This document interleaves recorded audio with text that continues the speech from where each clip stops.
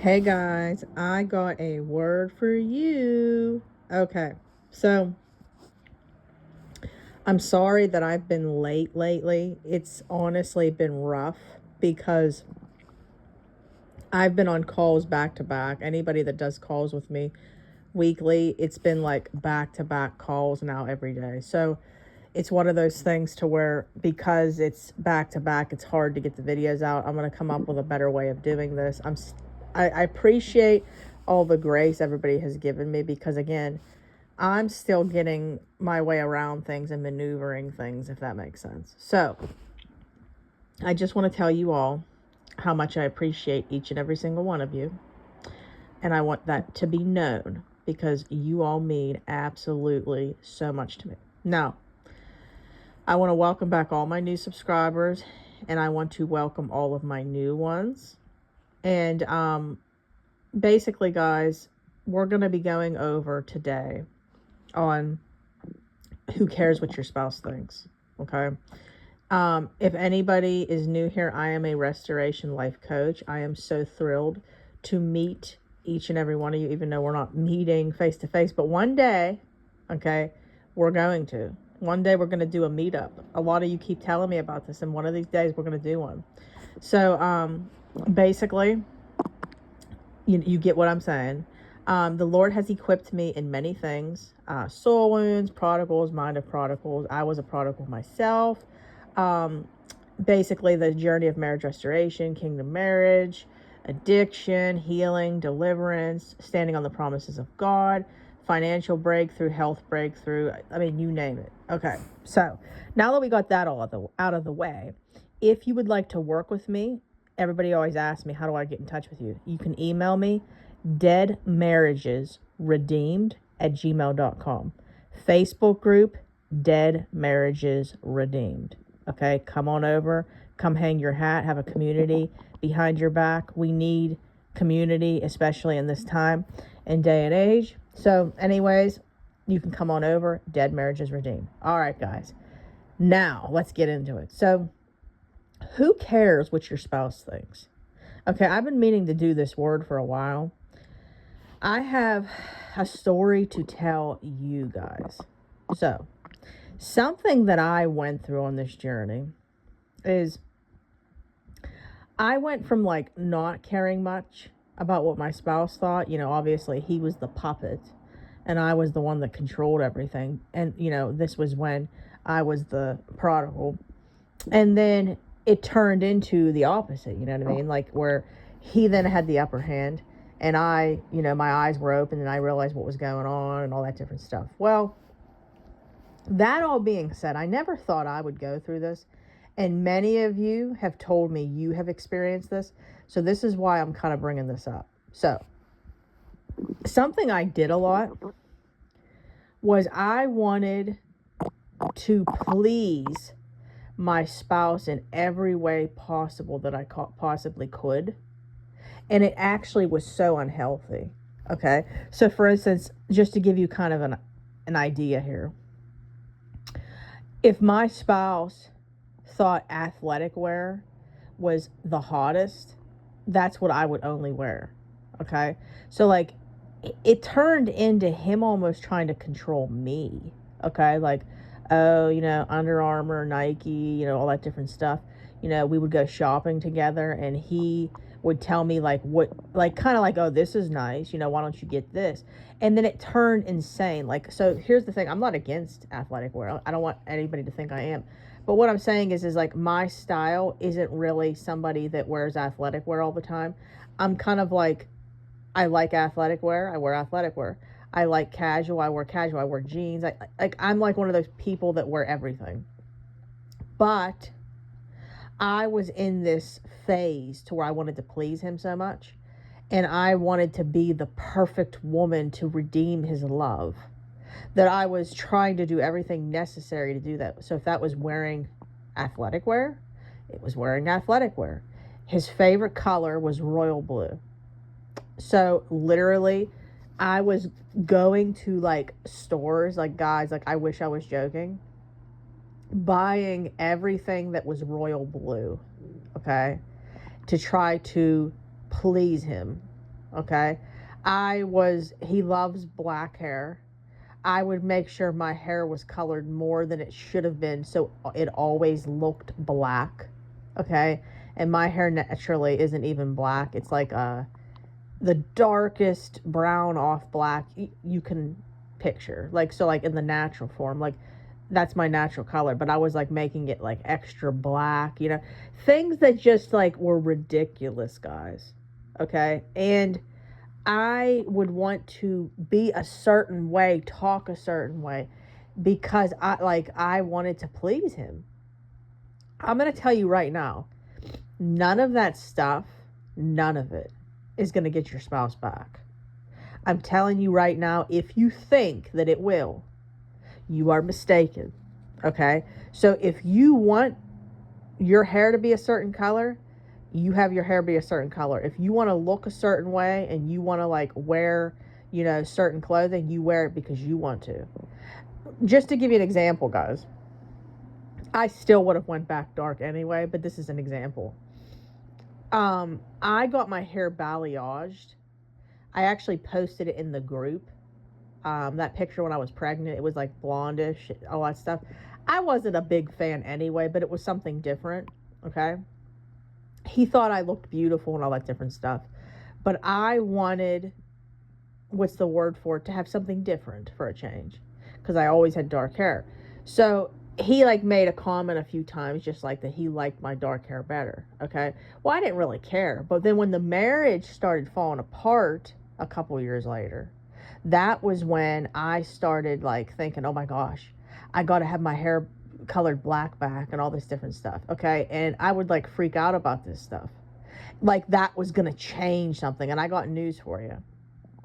I'll never forget it. I got my hair colored back, and the color was called ebony, actually. And I had this cute little pink dress on. Okay. And like I said, this was back before like all that stuff went on, like where I was like real tiny and things like that. Like I looked really good after having a baby. Again, none of it was done healthy, but you get the drift. And we were having issues and things like that. And I remember none of it was changing anything. And I'm thinking to myself, oh my gosh, like the stuff that used to work to be able to get him to listen to me wasn't working anymore. It was like there was something going on that I could not control it. And something that TD Jakes loves to say, and you guys have probably all heard of this, guys, God will allow you to get into a situation where nobody, and I'm talking nobody, don't mind me in the background, guys, I'm cooking dinner. Nobody, and I'm talking nobody, is going to be able to get you out of an issue except God. Not your mama, not your daddy, nobody. Okay? No one's going to get you out of this current situation except him. So, again, what used to work was no longer working. So, I'm wondering to myself, what do I do at this point? I didn't understand it yet. And all I cared about was what he thought. If he liked a dress on me, if he liked my hair a certain way, if he approved of decisions I was making. That's all I cared about, guys. Do you think that was healthy? Absolutely not. Okay? And that balayage, for instance, I didn't want to have it because he preferred the dark hair. But here's the thing, I would have still went back dark anyway.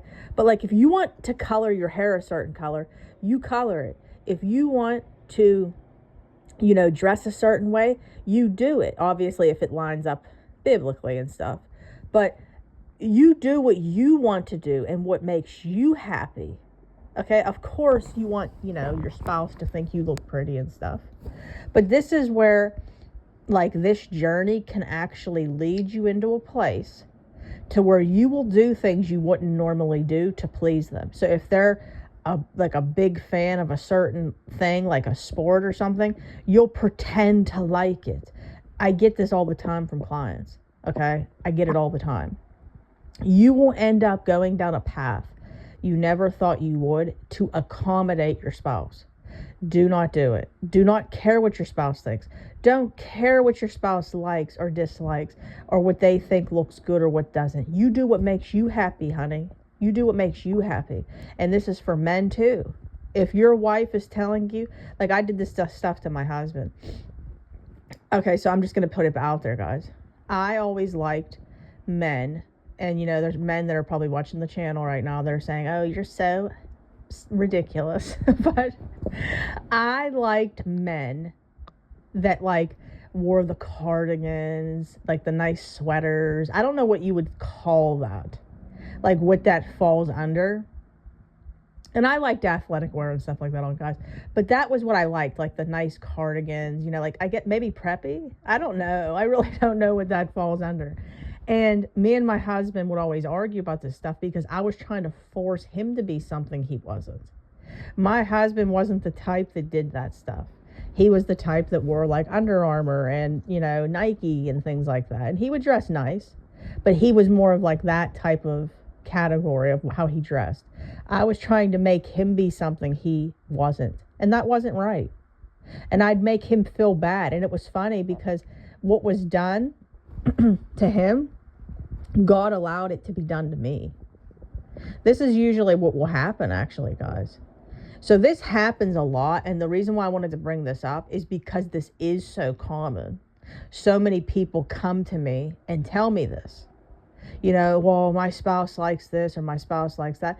Do what you like. This whole journey, okay, that I've been on, okay, from the last like 7 years, okay, I'm telling you right now, I don't care anymore what people like or dislike. I want to do what makes me happy. Like, for instance, I used to care so much about what everybody thought. I cared about what my spouse thought after the whole journey. I cared about what my in-laws thought, my friends, people at my son's school, even clients to a degree. And I don't anymore, okay? I truly don't care what anybody thinks. I care what God thinks, honestly. Now, this doesn't mean that we're not going to have days where we wave, okay, back and forth, where maybe like I told people that how I got hit with the spirit of offense was trying to creep back in over the weekend, but I bound, rebuked, and canceled that in Jesus' name. You're going to get times where that tries to resurface, but you got to cast that into the abyss, keep it moving. But for the most part, you become unoffendable, okay? So if your spouse, honestly, would not like you because you maybe decided to have your hair be red instead of, a certain, like a blonde or dark or whatever, or brown, then you know what? That's a problem that they have, because beauty's within. And not to mention, aside from just beauty parts, but like how you want to dress and things like that. And I got news, like I love my husband. I don't care. Like if he wanted to wear, and this is like just going to make everybody laugh, a trash bag, it would not matter. I'm being serious. But back then, I cared. And the whole journey in general, okay, God will take you through a journey to make you see what matters and what doesn't. So, like, after everything I've been through, the marriage, the deaths, all that stuff that I have been through and got me to where I'm at today, I see now what matters and what doesn't. So I hope that this word blessed you guys. Who cares what they think? And it's not even just about what your spouse thinks. It's anybody.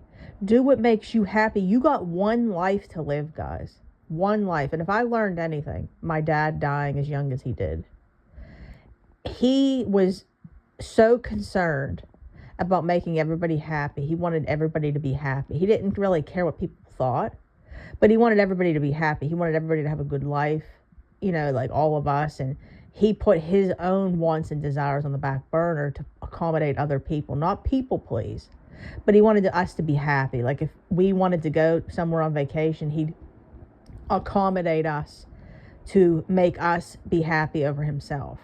Okay? He died so young. There was so much he was saving to do until he retired at 55. Never got to see it happen or do it. You got one life to live, guys. God has called you, okay, to live a life through him, and he wants to give you the world. Don't you settle for less. Don't you settle and let people tell you what you need to do. You only have one person to answer to, and that is the Lord up above. All right? I hope that this has helped you guys. There is not one person on this planet that should affect you to that degree. You live a good life and you do what makes you happy.